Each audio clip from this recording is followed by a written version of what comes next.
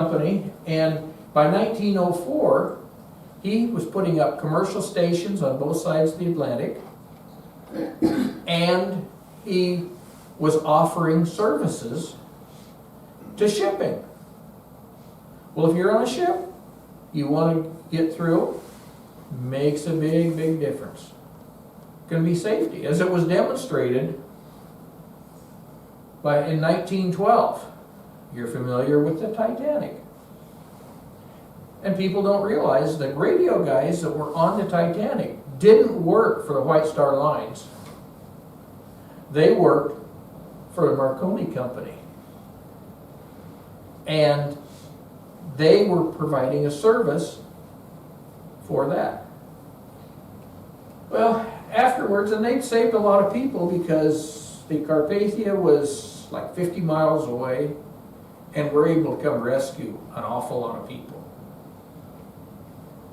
But afterwards, when they were doing some work, and I really apologize for this slide, but I tried to get a lot of stuff in there, but what happened was there were a lot of people interested in radio. I mean, every kid that was so inclined was playing with it, and they were clamoring for information. I did read one thing and they were saying that there wasn't much information out there, but magazines published a bunch of articles.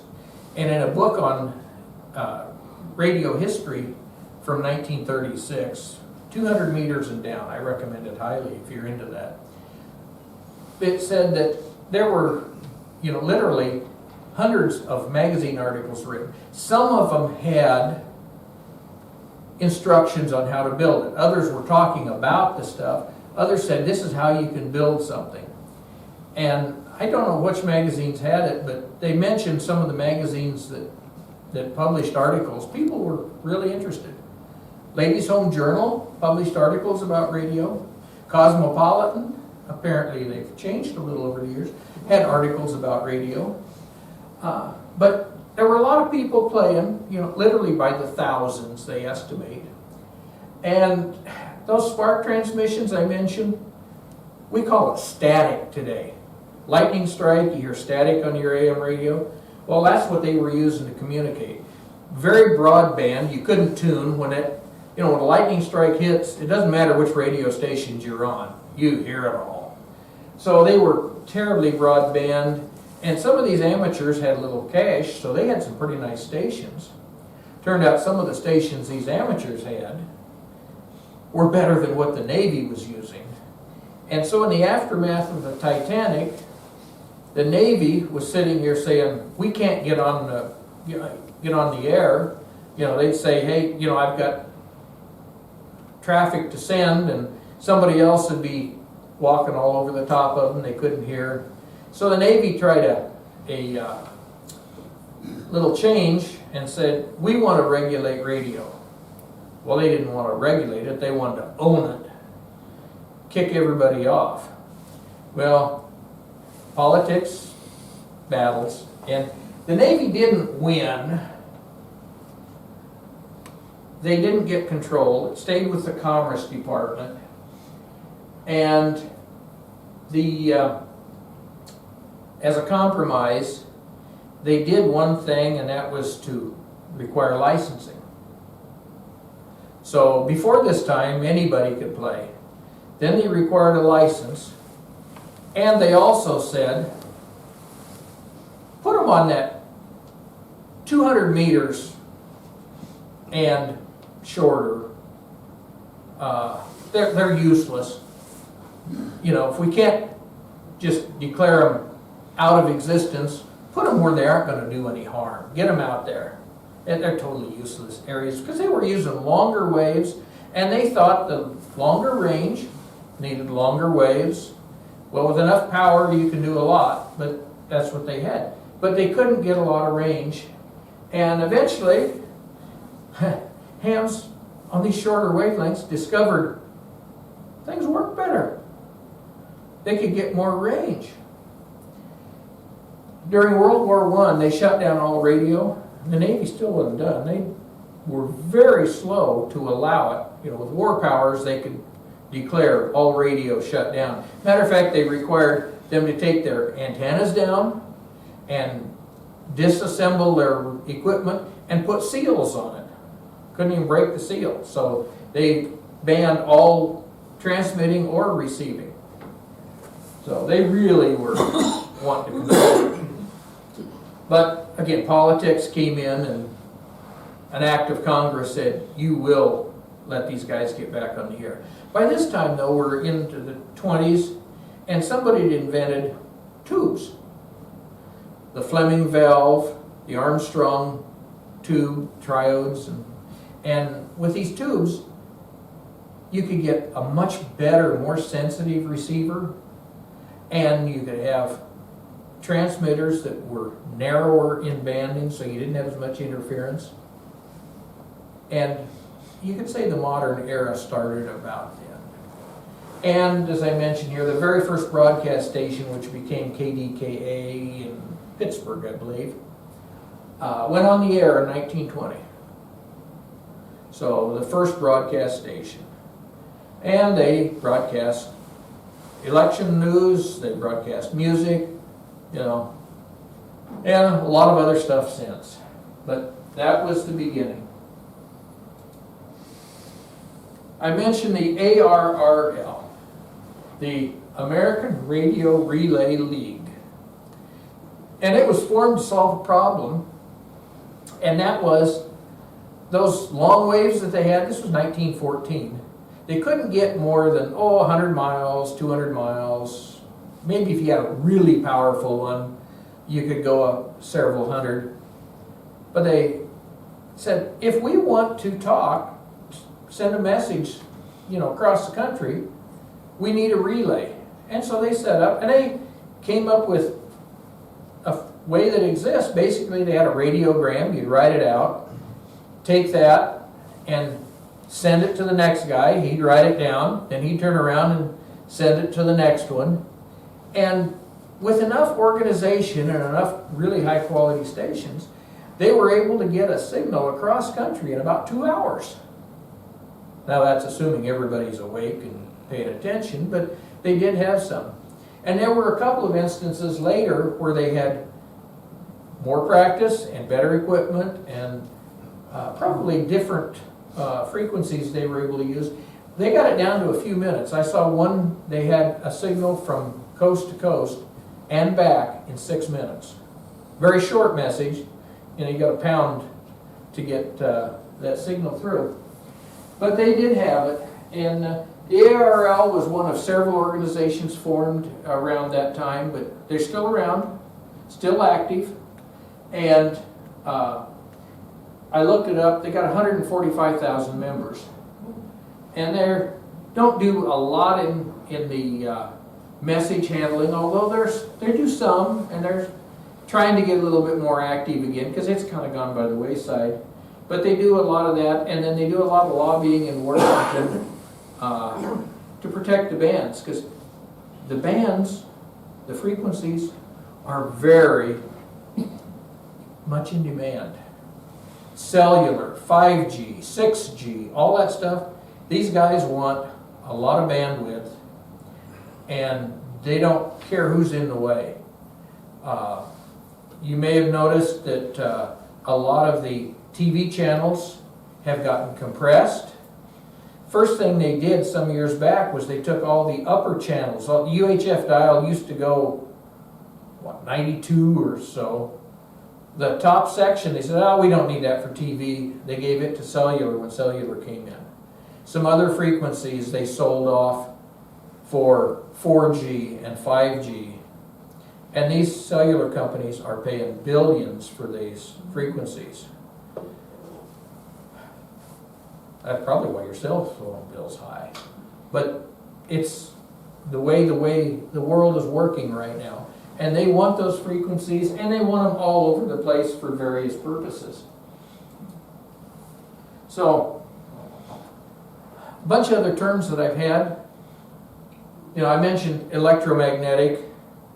Kind of get into just what is radio. And again, I will apologize for a lot of terminology here. I do have a test afterwards if you. Yeah. But anyway, what is radio? I mean, we all know radio. How many of you have a radio? How many have a radio with you right now? Your phone? Exactly. Every one of you has a radio right there. We think of it as a phone, but it's got actually several radios. It talks to the cellular tower across the street on one set of frequencies. It'll talk to the Wi-Fi on a different set of frequencies. It'll talk Bluetooth to your earphones on another set.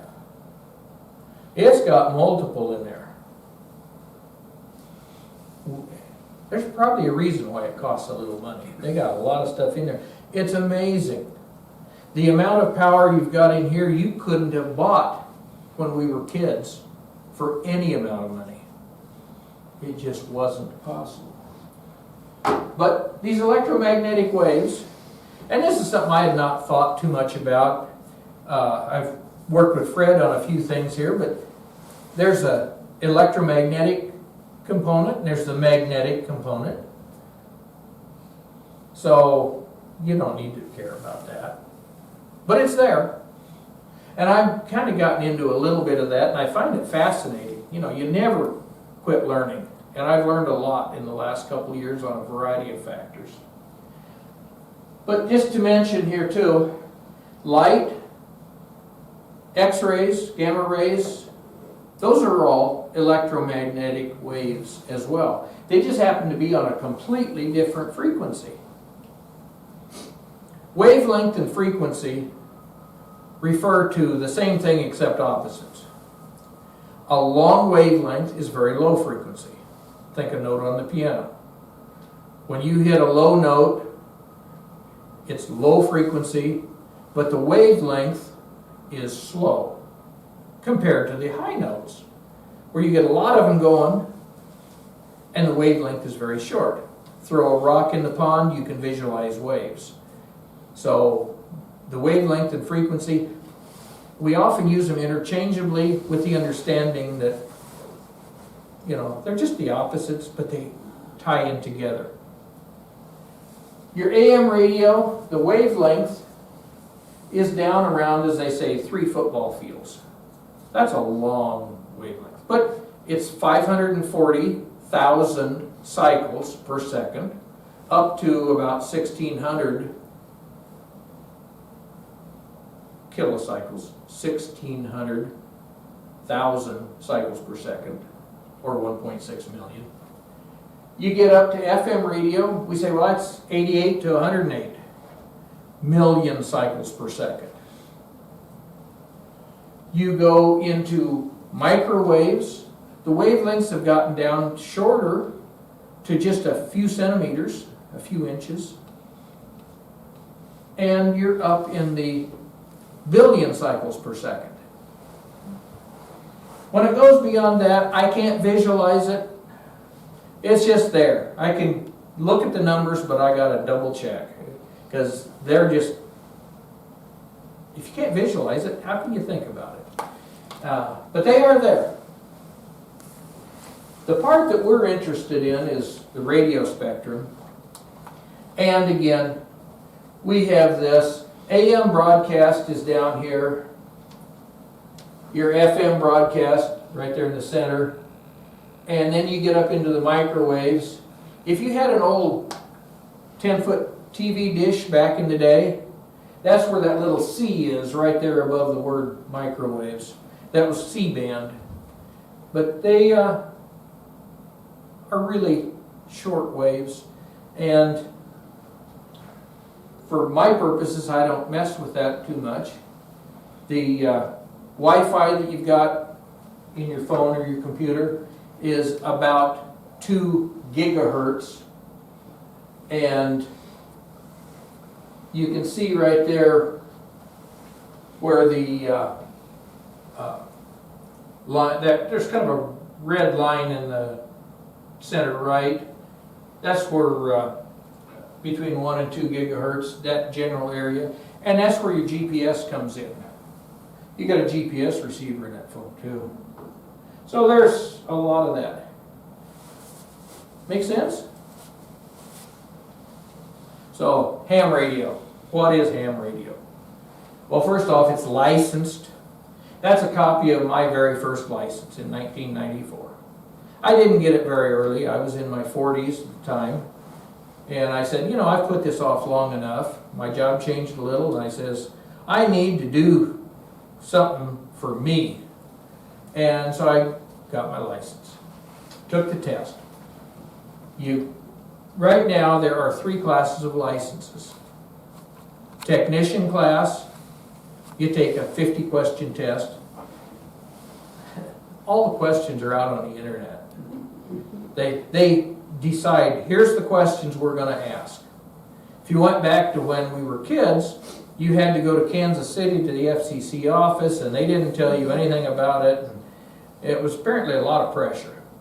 Well, in this case, you know every question that they can throw at you. Of course, they give you 500 possible questions, and they're going to give you 50 on the test. But if you want to memorize, you can memorize. If you know anything about electricity, that takes care of a whole chunk of them. A few rules, a few frequencies and stuff you got to memorize. No way around that. But it's not that bad. You can pass the test. Heck, we've had kids 7, 8 years old that have passed the test. They may be pretty good. Maybe they just memorized. I don't know, but there have been a few that way. And us average people, with a little bit of studying, we can do it.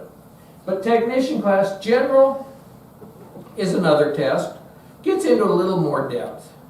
Technicians have privileges, mostly VHF and UHF. You want to get into the short waves, round the world stuff.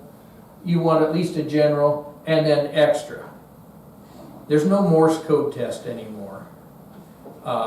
When I first got my license, it was still there. I passed the 5 word per minute test. This license says I was a technician. That means I hadn't passed the Morse code test yet. Well, I studied, and I passed that 5 word per minute test, so I was a Tech Plus. But I could pass the general written test, no problem. But these ears do not work on Morse code. I don't know if it was lack of effort or just bad ears. I'll blame it on that. But I could not get to 13 words a minute. And the extra test would have been 20 words a minute. Well, when they took that off, that requirement, I went and took the test. I passed the general, they had an advanced level. I passed that test, and I took the extra, and I passed it. No problem. But the funny thing was, when they took away the requirement for Morse code, all of a sudden the people that were selling Morse code keys and similar equipment sold more. If it wasn't required, people said, I don't have to do it, but I want to do it. Talking about reverse psychology. People are funny. Anyway, we do have a list of frequencies that we can use called bands. More on that in a moment. The license is good for 10 years. Costs $35 now. They just put that in 2022. Used to be free. It cost you a few bucks to take the test, but then the FCC didn't do it. But Congress said that government had to pay its way, so they had to charge according to what it cost. Well, amateur radio is not very expensive for them, so they decided 35 bucks for a 10-year license was tolerable. And it is. We can pay that much. But there's about 750,000 licensed hands in the U.S. There's more around the world. Again, no commercial use is permitted. For years they'd say, you can't order a pizza over the radio. And they said, well, maybe. And the only exception really is that you can have a swap net. If you want to sell a radio to somebody else, you can say, hey, I've got it available. But then you go actually handle the money off the air. And I also mentioned the call signs. I'm KB0OGO. That was assigned to me randomly. They could do them in sequence. But all amateur radio call signs have 2 letters, a number, and 1, 2, or 3 letters. They start with either a W, a K, an N, or from AA to AL. There's a few out there that have those. I've run across those licenses. I know at least 1 or 2 people that have a license in that area. But all your radio stations do this by international treaty. Back in, I think it was 1934 is when they set some of that up. They have different ones. The Canadians start with a V,